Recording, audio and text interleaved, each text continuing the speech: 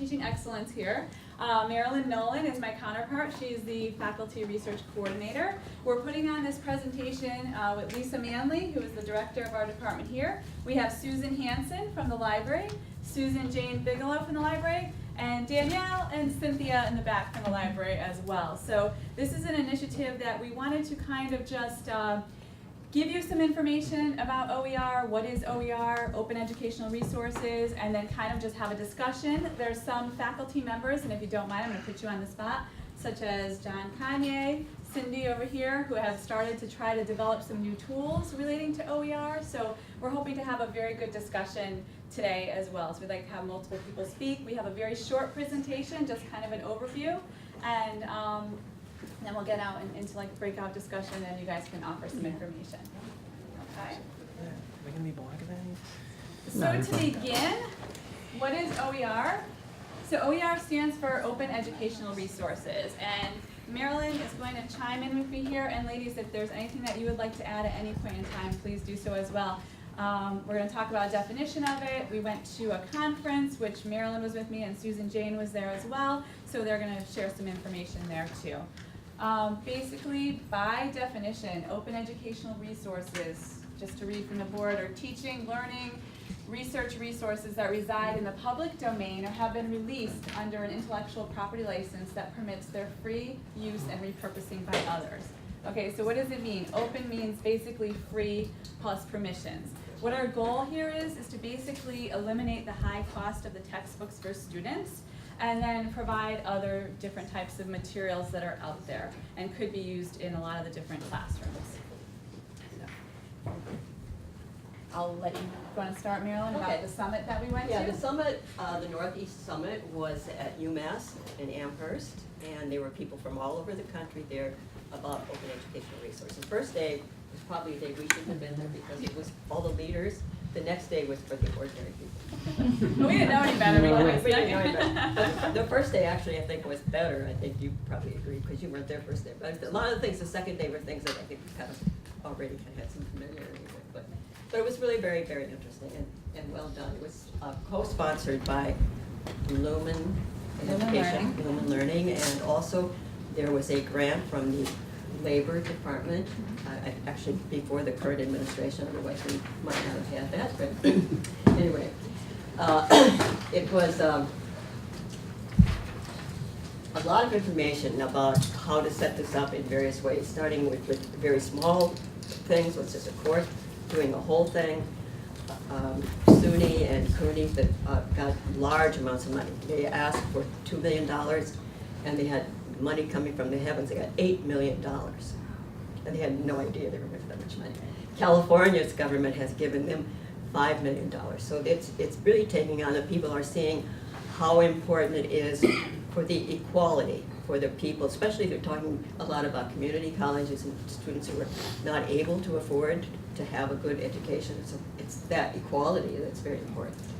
And also, of course, having the free resources and having an opportunity for teachers to have a closer relationship with their students. Education really is about sharing and giving, so it's open and to start with in a sense. So there are already 1.2 billion Creative Commons licensed works available, so lots of information to use.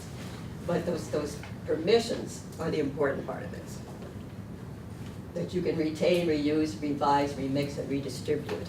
That's the important part. Not just that they're free, they're freely available, but that you can use part of one, you can put some of your information in there, you can change around and do various kinds of things. And I think some of you have already done that sort of thing, so that's the good part. And the library has put up LibGuides for you on open educational resources. It's readily available, and we have a list at the end where you can see those kind of information. So, yeah. This kind of started, I think, really with MIT back in 2001. That was one of the first open education, and then it's taken off from there. So as I said, that the governments are doing a lot more with this because they realize it's necessary to do this. So. This is for you. You can see some. Yeah, this is about the textbooks in.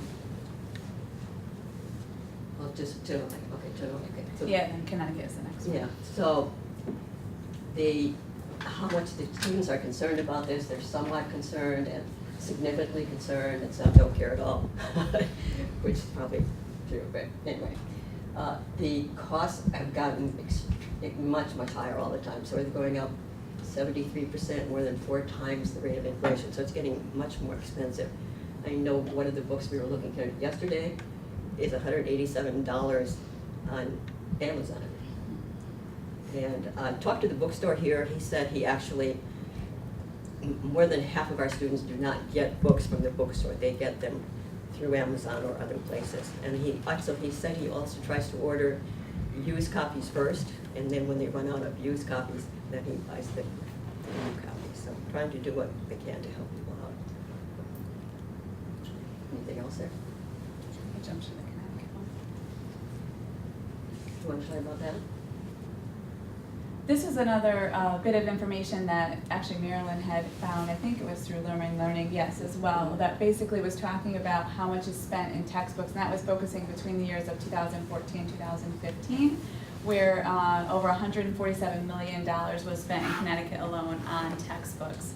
So some of the thought behind this, and we're going to kind of show that in another slide or two, is basically where can the students put the money if they don't have to put them in the textbooks? If they can use open educational resources, different types of materials and things. We were reading some articles where then the students can kind of focus on maybe taking an additional class, taking that money and putting it toward 3 more credits, then maybe that would help them graduate sooner. So there was a lot of benefit to it. So we're going to touch upon all the different benefits too in one other slide. But we really wanted to show you the significant cost of textbooks and how much 1 year alone, how much students were actually paying. Yeah, that's important, because they were saying, well, what do they do with this money? Are they just going to go out and drink beer like college students do? But they discovered that actually they do take an additional course. And that's giving more money to the college or the university, and they're graduating sooner and not spending so much money. So it actually works very well for them. We had this discussion too, where some students would spend so much money in financial aid on books, then they would run out toward the end of the 4 years. Yes, you've seen that here, I think, that where they wouldn't have enough money to. Don't have enough money for that last semester in nursing or whatever program they're in, and then they have a hard time trying to graduate at the end. Yeah. A lot of them are also doing, I think, what you're doing in the developmental courses, foundational courses. That's the concentration to start with, is with those courses and doing open educational resources there.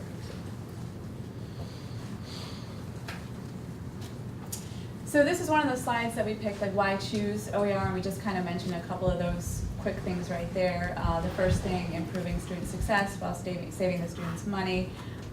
Again, this is what we were talking about, where the students would, in the second bullet, where they wouldn't have to pay for all those expensive textbooks. What would they do? They can reinvest the money in taking additional credits and help them to move the program through the program faster, which is what I had just mentioned.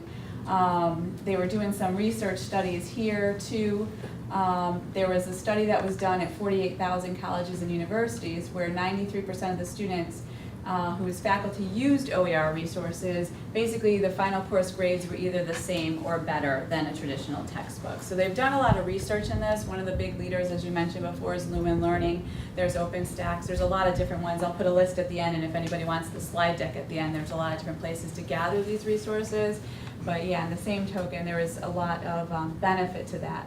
The other thing, too, the increased academic freedom for faculty. Now, Marilyn and I heard this one example, and I'm just going to share it because I thought it was fantastic. We did get to hear, and actually Susan Jane heard him as well, David Wiley, who is the founder and president of Lumen Learning, and he had, I thought, was a fantastic idea. They needed a textbook for a specific course that was, I think, what didn't run all the time or something. It was very, very specific. And so what he had done was he actually had his students throughout the course of the semester design the textbook. So each student would take a chapter. So instead of writing a paper and then having the paper just get thrown away or shoved aside at the end, each student was taking a chapter in the book and developing and writing that book. Then he would turn around the next semester and use that book with his students, the next group of students. And then those students would kind of build upon or add upon or modify or, edit and things like that and build it until they had a very, substantial, solid, excellent working textbook. So I thought that was a fantastic idea. So. Getting the students involved in the educational process and just writing a term paper at the end that you grade, and then they throw away. All they want is interesting grade. They probably maybe don't even read the comments that you might make on it, how good it is or not. So this was a way of getting them involved and actually producing something. So Right. we're very, very excited about Right. it.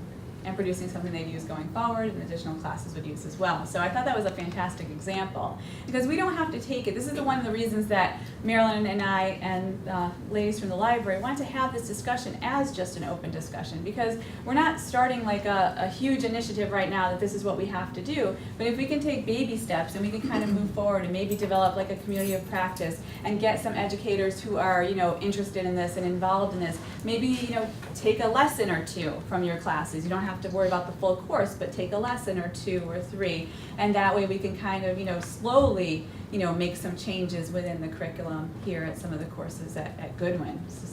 So I don't want you to think it's too overwhelming at first to kind of tackle it all at one spot. We're just take it, like I said, little snippets at a time, and basically kind of start from there, designing new lessons and things, implementing some of these different resources. So this was kind of interesting. I don't know, do you want to talk about this one? Because this one was, I love this theory here, or this design. You know, the open source resources is not just open and free. It's the important part is the permissions. So you retain so that you can make and use and control these. You can reuse them. You can revise them. You can remix them. You can redistribute them. And the important thing, I think, that you find that publishers are feeling the crunch of the open educational resources and trying to do something about that, so they're still in the mix. But if you just talk about open or free and don't talk about this, then they're still in the textbook world. But if you start asking, well, can I make lots of copies of this for my students? Can I change a paragraph or a word here and there, and all these kind of things? Well, no, you can't. You can't do that with theirs. So this gives you an opportunity to take something from one place, put something from some other place of your own, add it in. So it gives you so much opportunity to do new things and have your students, as he had said, to add their information too. So it's Right. And as you've mentioned before, I just put the note up there too about the 1.2 billion Creative Commons licensed works that are already out there. So out of that 1.2 billion that's already out there, you can take them and then make them your own. So you might see like a graphic, or you might see some content that you think is great, but you might tweak it a little for your students or modify it a little. You have the right and the ability to do that by reusing it, revising it, remixing it, and then you can redistribute that new piece of material to your students as well. So it's kind of a nice new way of doing business. Yeah. So we put together, again, very, very high level. Again, this meeting here, and I'm so happy with this turnout. I just have to tell you, not all of our lunch and learn, so I'm very, very happy, and thank you all for coming. Again, these are some items that they put down, the Lumen Learning suggested checklist. So some of these different things, but like I said, we don't have to tackle this all in one shot. You know, what I would like to do, when I was talking to Marilyn, we were thinking that maybe we can set up a community of practice, like maybe meet on a regular basis, maybe on a monthly basis, share different experiences, share different ideas, and kind of start to develop maybe a process or a procedure and how to tackle some of these things going forward. Maybe share, you know, what works well in your English classes, what works well in your science classes, what doesn't work well, and just kind of share some ideas that way. And so their checklist kind of says first you have to identify key stakeholders and who would be involved with that, faculty, students, librarians, deans, provosts, then basically like community of practice, and then like a sustainability process, how would we sustain it going forward, and then who and like the policy, how would that be communicated to everybody else throughout the rest of the college. So just some ideas to think about how we can tackle this going forward. But this is going to be a group thing. It's going to be a whole community, or like a tier 2, or what are they, you know, group, or right. So Cindy, did you have a question? I think one thing that would be really helpful, and I know it's gonna sound like the same old, but is financial support for developing some of these materials from a couple of different angles. One, like I've been working with Bio 120 to replace all of the image with Creative Commons licensed images and modifying it. It takes me 20 to 40 hours per lecture So I'm on my third semester, I'm almost finished with all of them, but That's done, yes. it's, And a lot of people are giving some release time or giving some All right, so I'm stipend gonna for chime in people. now. So I had a conversation today with Academic Leadership Committee, and I brought this up because Danielle was going to be here, but unfortunately she couldn't. So I brought this to the table and I said, okay, so what is the vision of this college? Because we know that Mark Scheinberger is really on board with this whole open resource and saving the students money. But there's more to just saying, let's save the students money, because it's a process that has to happen here. Because, you know, we put everything open resources, and where's the first thing they do? They go to the library and they want to print it all up. And so we have this whole print issue, and making sure that the material that you do have is copyrighted, and there's it's all these variables that we have to think about. So Danielle is definitely on board with this, but it's not something that is going to be a mandate. It's something that they want to explore, and they want to do it, like Carrie said, in baby steps, so that we do it right. And one of the first things that they would like to do is form a group that's going to be creating this. So getting the library involved, getting the CTE involved, getting faculty involved, definitely getting students involved. So they really expressed having students on board with this as well.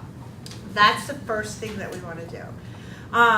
One of the things that I also offered up after I had a conversation with Health Sciences, they were in the room, and I did have a conversation with Ashika as well recently.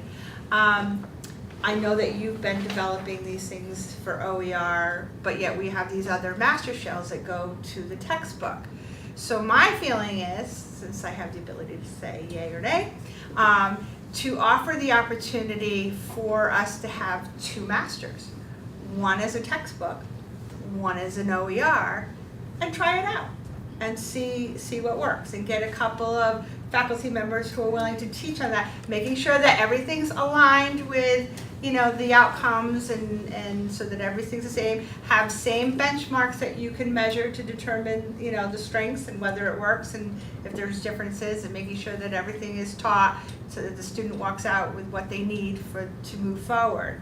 I do not have a problem with that. Danielle didn't, she thought that was a good idea as well. Again, this is part of our baby steps. So if your department wants to do something like that, have a conversation with us and we will work. The dollar-wise, yes, if we want to do this, that was the other discussion, that it's going to cost money to do this because it's an endeavor that you have to, it is a process. and ideally we would, like, if we took an OpenStax textbook, right, part of, at least this is what a lot of people in our department see, is that part of the issue students have is just a really limited background vocabulary. Mm-hmm. So yes, there's a Nat and Phys OpenStax textbook. It's beautiful. It Right. is as good as anything that Right. is out there. In fact, a lot of them are former editions that have been released into the public domain, right? But it would be really helpful for students, for us to actually really come through there and make sure that the vocabulary and the sentence structure, not that we're trying to dumb it down, but Right. if we're You do. trying to. You have to meet to the rigor of the students that you have. Right. The 100 level, the 200 level. And you have to sort of help them build toward things. Yes, yes. So all of this stuff has to be looked at, and so it's not something that we're gonna say is gonna be overnight. It's a process, and especially respecting our librarians, who, when you go in and say, I wanna do a research starter, and say, oh, okay, when do you need it for? Next month. It's a lot of work for them to find that material to help you find it. And it's not really up to them to do all the legwork either. They will guide you and help you, but you want to build on your own knowledge and how to find these tools and stuff, and they will guide you through that. So we're talking on how we can make sure that this can get embedded into the Blackboard as well, so everything's working, everything's aligned correctly. So we're talking, and we're trying to help you in making this as successful as possible. With So. respect to the print issue, not that I don't work for OpenStax. Mhm. or- But they do print for you. Well, but, They will print it for you, right? right, Am I correct? and the Yes. bookstore can order copies for Mhm. like, students can access it online completely free. Right, Your customized version, or if you use the sort of the standard version, they'll get it printed, and it's, depending on the book and the length of it, $35 to $60. right. OpenStax has PowerPoints, they have test banks, they have interactive materials that link out to it. So I understand why the textbook publishers are running scared, they really should be, because a lot is out there. Maybe it'll help bring the cost down. Not. Yeah, well, We are Or it looking just at, means they'll change editions even faster. there you go. Yeah. The organization has been looking at print, having our own printing place here. It still hasn't, I don't know where we ended up with that. Not going anywhere.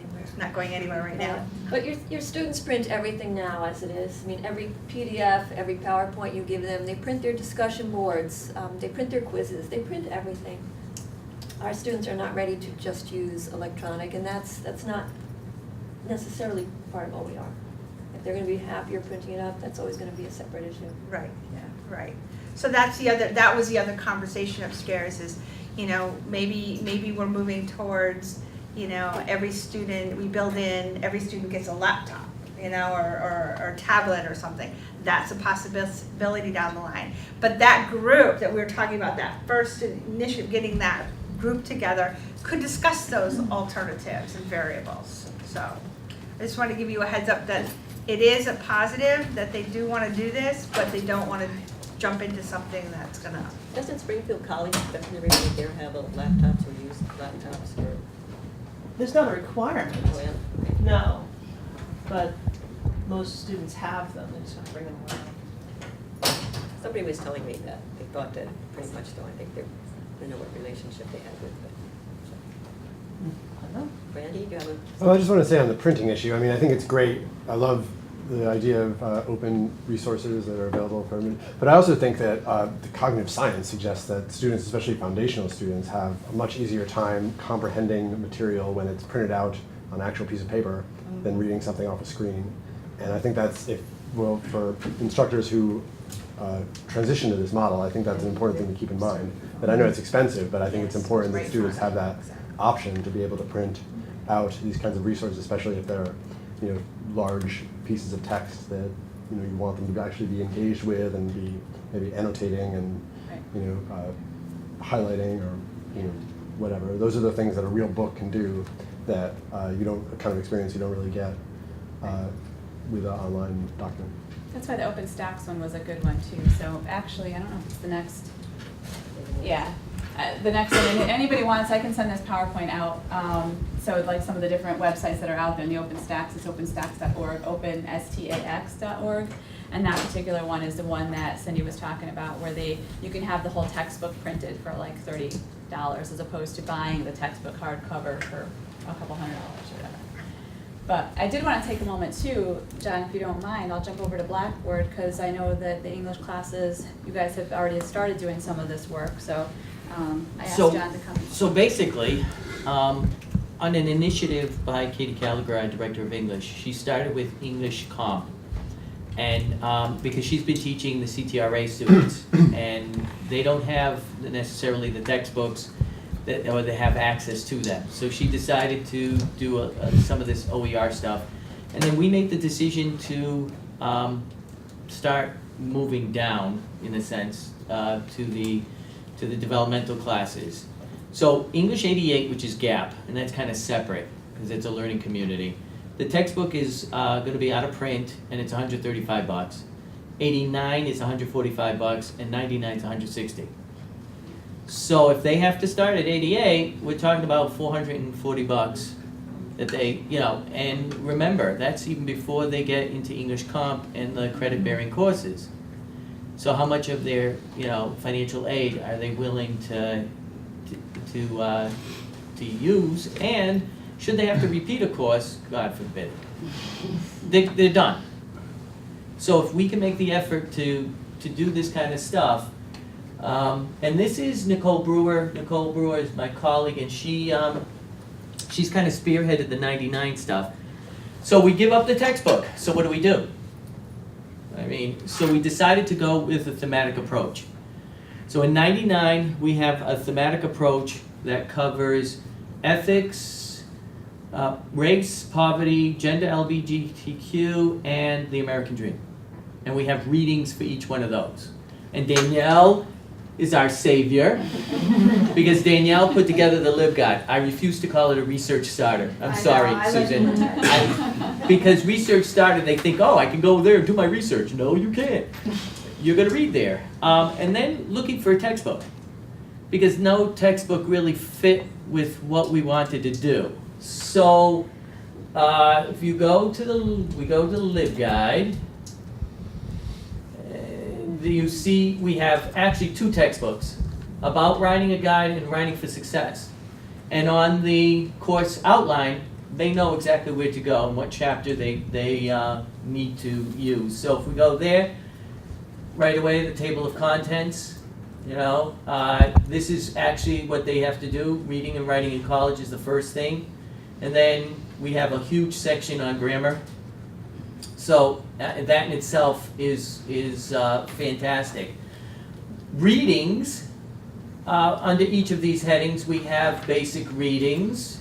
So we found our readings, essays, editorials that we found that were really interesting, and based on the particular topic, we sent these titles to Danielle. Danielle said, yes, we can get access to them, or no, and then I've kind of typed them up and stuck them in anyway. Shh. But it's just the articles, so we've had to, let me go back, we've had to put reading guides for each of these.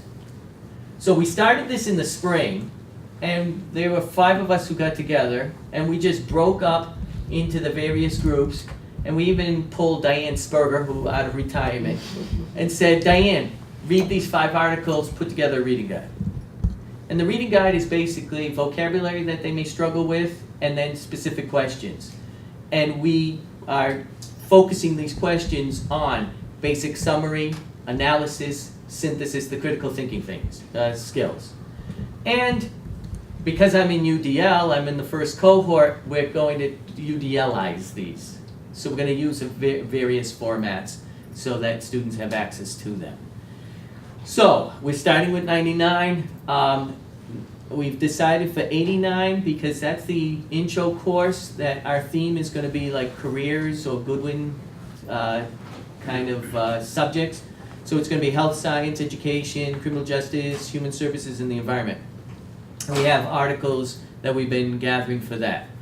88, we have no idea where we're starting with that, and we have 3 weeks to make some decisions before the end of the semester. But it's going to mirror, because it's a learning community with IDA, ADA. A lot of the topics in IDA, ADA will be used in the English part. And we're excited about this because, like I said, the topics that we're doing are unbelievable, and I've never seen better discussion and better. I gave a midterm exam and asked them to reflect on some of the topics, and the writing was much improved. Because we can say, okay, write a 2-page compare and contrast essay, and you get absolute crap. And we're getting tired of seeing legalizing marijuana in Connecticut, or some of the other controversial topics. And that's where the English department is heading. And in the upper collegiate courses, yeah, they still have the literature book, and then but I know Randy can speak to. We're trying to move towards more open source, or Langston Hughes. Most of that stuff is on You know what I mean? So it's just a matter of just pulling it and moving it to our Blackboard shells. So any questions? Any thoughts? Yes. I could speak to that too, because last year, as the content expert and the instructional designer for English 103, I was informed that one of the 2 textbooks, this is last summer, had gone out of print. Oh my God. So I started looking around, and while I was looking around, I was informed that the other textbook was also out of print. So it really wasn't that hard. I went into each unit and replaced each reading that I had used from the text with something that was public domain. It took me a couple weeks, and I put them in the course, and I haven't had the opportunity to teach the course since, but it's been going well. I know Liz is teaching it mostly, and she let me know if it wasn't going well. You know that.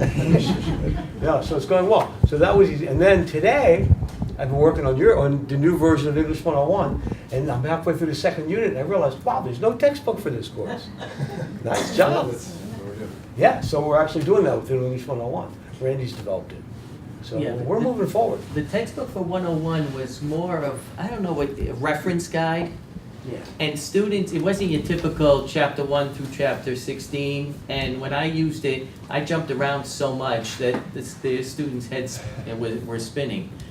But now I think we can have some, exert some influence on where we want to teach, how we want to teach, move units around, and make some serious decisions as to how we want to teach based on the students that we have in front of us.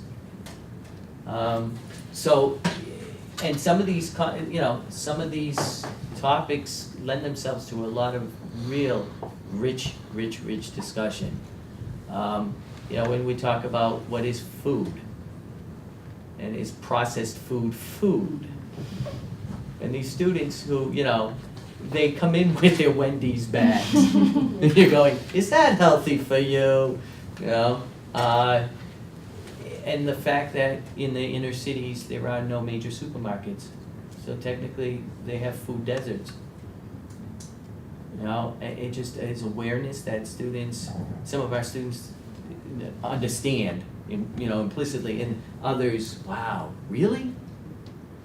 And so the focus now is not just on their writing and in their reading, but on their critical thinking, because we really want to build that as they move up and move up through the developmental courses. So that's basically English. I appreciate that, thank you. Now, Susan or Susan Jane, did you guys have anything that you'd like to add to the discussion today too? Or Danielle. Or Danielle. Danielle was. Hiding in the back there. You I know. can sit in front if you want. Danielle was a key builder of all of this. Many times I'd walk in, I'd say, hey, look! And she'd go, oh, we have that, or what are you doing, or what are you talking about, right? I would like to point out that there are plenty of resources that we already have in the library. Sometimes it's not necessary to reinvent the wheel and find just completely new and open stuff.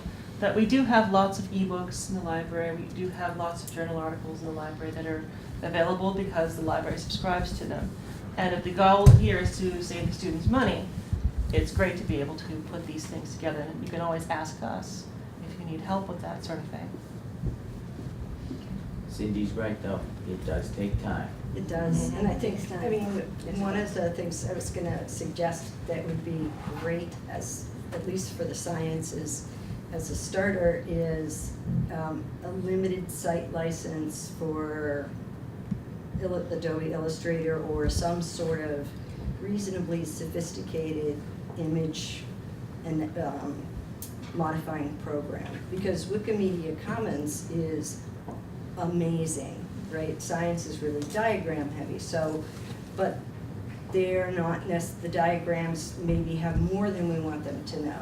So I have spent more hours than I can tell you with a separate PowerPoint file, making little white boxes and covering things up and then trying to match colors, and it'd be so much easier, even if it was just something that was in here, that on the computers in here. You could have come to us and we would have helped you through. But yes, we do have that, the Yeah. materials to do that. But I don't, see, the thing is, like, I don't want anybody else